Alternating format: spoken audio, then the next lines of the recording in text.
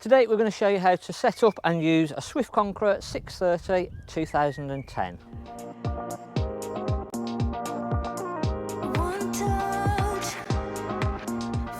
On the near side we've got a storage locker.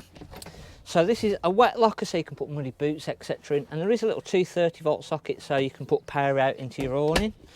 External barbecue point, so that will run off the main gas point. You do need a little adapter for that. In the front we've got room for 2 gas bottles. We've got one just set up for demo at the moment. You'd normally strap these in with the straps and keep those nice and secure. Once you've connected this on, and it is a reverse thread, so when you connect this onto the bottle, reverse thread, remember to tighten it up, and then it's just literally turn the actual gas on and that will put the gas through into the Caravan. We're set up on 13-pin electrics, and we've also got the Alco AKS stabilised hitch head, and this has got the Alco ATC fitted on also. Onto the offside, we've got our water pump connection. So literally, we take our water pump out of the Caravan, drop it into the aqua roll,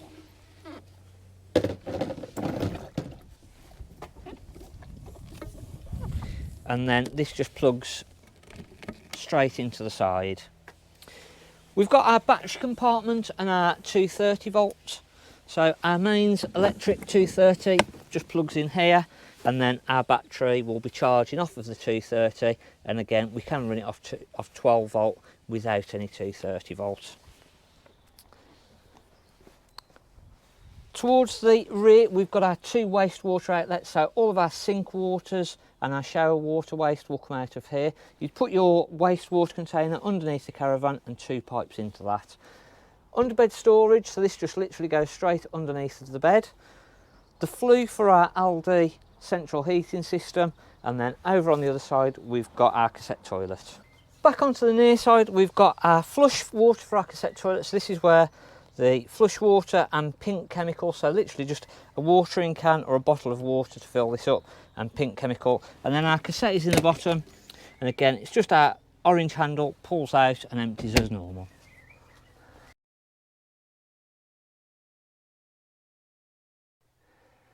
So coming inside of the Caravan, just above the door we've got our control panel. We've got our power button, and then that will tell us, if we press our view levels, it will tell us that we're connected to the Caravan battery. We're on mains electric, how much water we've got in the water tank, so that's the onboard water tank, so this has got an internal and an aqua roll outside, and then what voltage that we've got either off our battery or off our charger unit. We have got a little cover missing off the water pump button, but that basically is our water pump on and off. And then if we had got the car vehicle connected, we can then toggle between the leisure battery or the car vehicle, and we get a little light come on here also. Again, view levels, as I say, that just puts all of our levels on and tells us what we've got connected and what voltage and water level. Before we put our water pump on, there's a couple of things that we need to do.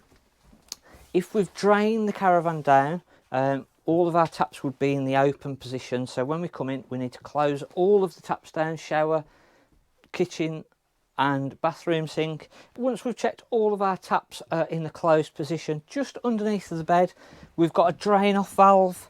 Now there's a little yellow switch just at the back of the Aldi water central heating, and this is our main drain off valve. So in the upright position that will drain the water system, and then down flat that's ready to use it. So we need to make sure that that is flat as it is now, and then once all of our taps are closed we're ready to turn the water pump on. And again, if we were draining the Caravan, we'd pop that little yellow tab in the upright, open all the taps, and that will drain the system down. We now know we can put the water pump on, and you'll hear that kick in, and then as we start to get the water through the taps,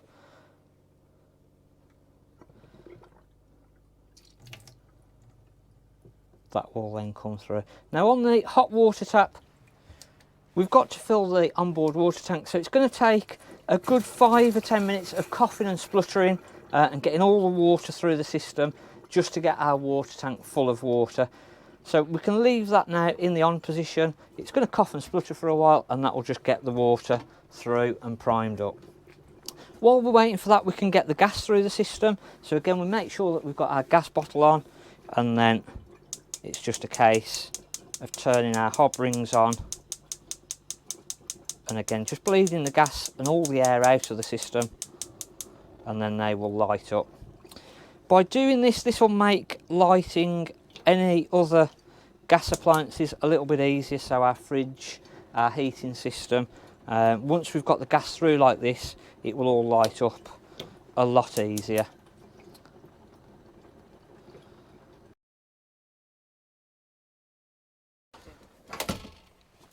Next, we've got our grill. So again, we'll just get the gas through.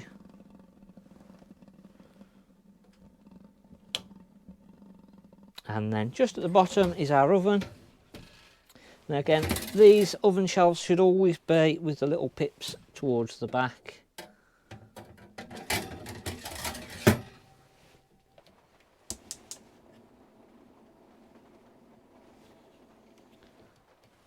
And that will just make life a little bit easier when we come to light up anything else on the gas, like our fridge or our heating system. It will all light up a little bit quicker. One thing just to remember is before we put the glass lid down, just make sure these have cooled down. We have also got the electric ring on the hob, so again just always make sure that that's in the off position and it's fully cooled down again just before we put that glass lid down. Back over to the water system now. We've got all the water through, so we've got a nice steady flow of water coming through.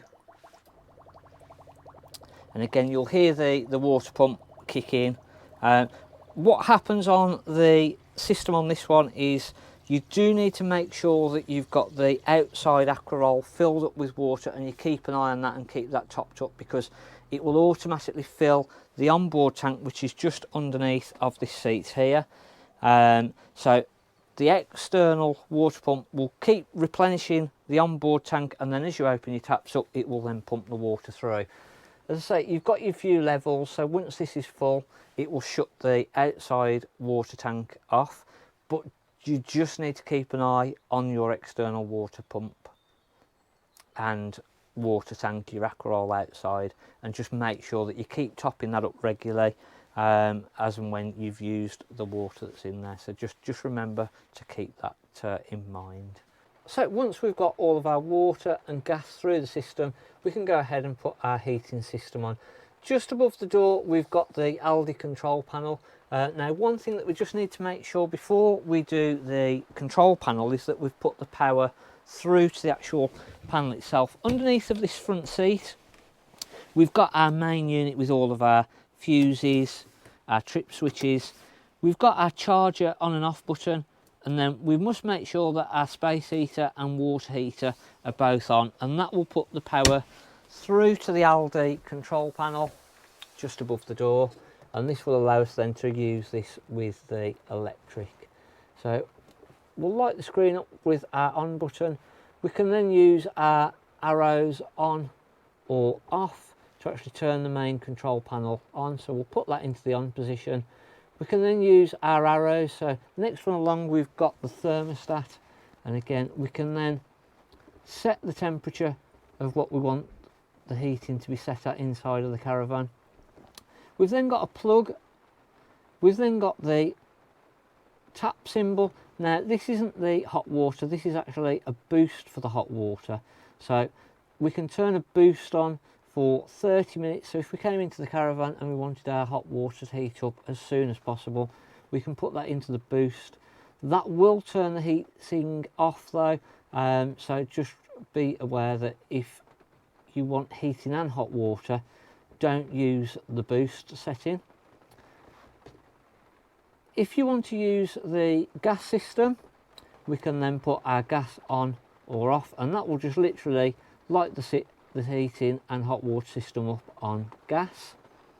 We can turn that back off, come along, and then we've got our electric. So we've either got the electric system off, or we've then got 1 or 2 kilowatts of power. So again, depending on what site that we go to, we can set the amount of power that we want the heating system to use. Our next button then will just literally take us all the way back. So we've then got our heating system on. We've got our electric on 2 kilowatts. The little arrows there just say that we've actually got our heating system working and our heating system is now on. And then the little plug symbol where we put our buttons on underneath the seat, that is just putting the power through to the system, and that's telling us that we've got the power on. Next along, we've got our fridge. So on the front, we've got our main panel. Button at the bottom is our on and off button, and then that will light our screen up. We've got gas selected at the moment, so that will now go through its process. And again, if we've got the gas through the system, that should light up a little bit quicker and easier. If it does fail, it's just literally turn it off, reset, and then let it go back through its motions. You'll get a little warning light come up if it doesn't light, so we'll just let that go for a second and just let that light up.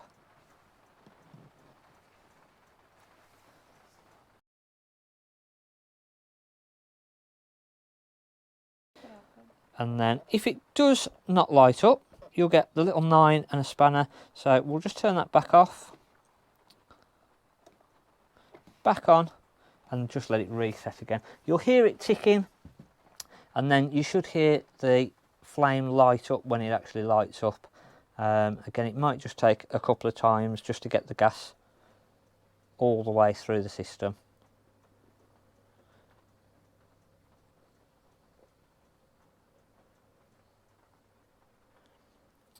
And then again, you should just be able, if you're listening closely, when you've got this going, you should be able to hear the flame actually burning and no ticking any longer, and then that's lit up on the gas. You can then control the temperature with the right hand side and just set that to where you want that to.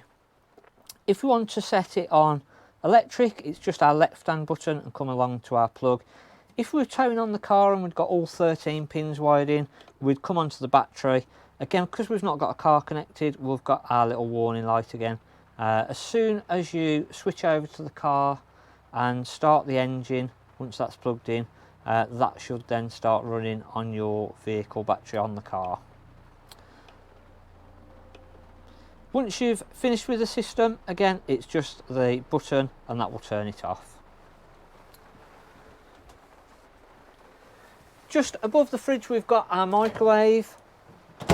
So again, we've got our timer and then our start, stop, and a quick 30-second.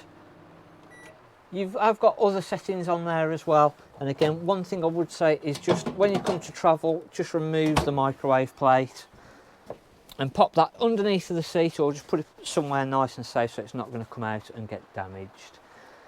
We've got our lighting, so a lot of our lighting system, we've got a couple of light switches dotted around, but majority have got their own little switches on. So all the little spotlights have got their own switches on.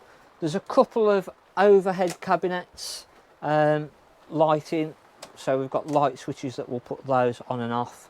Again, we've got our kitchen light, spotlights over the bed.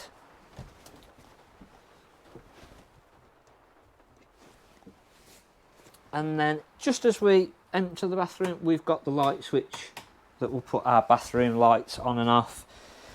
Coming then onto the cassette toilet, so the flush water for our cassette. Once you've used the blue button, that flushes the water through. To open everything through, we've got the little grey flap, and we go towards the front of the Caravan. That will open the flap up and let everything through.